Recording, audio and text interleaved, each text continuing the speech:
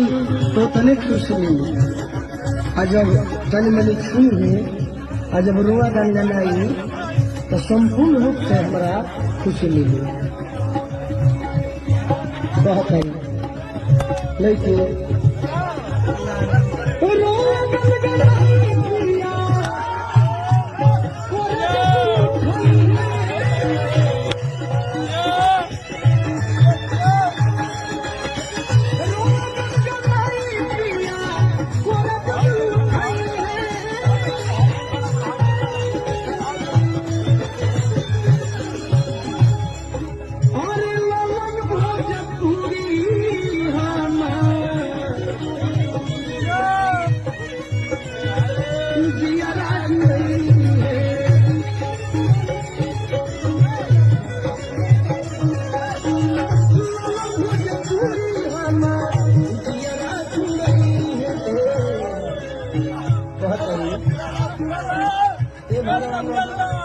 जो मैहर में यार बा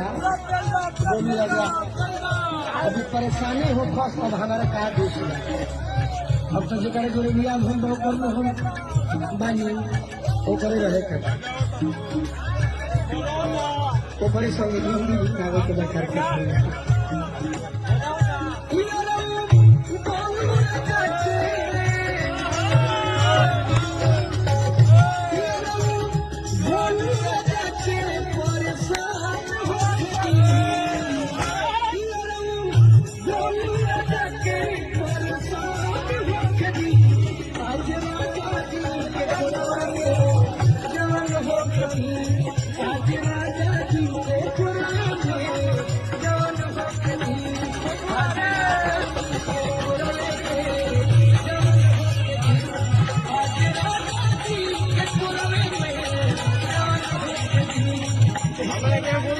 प्रणाम करेगा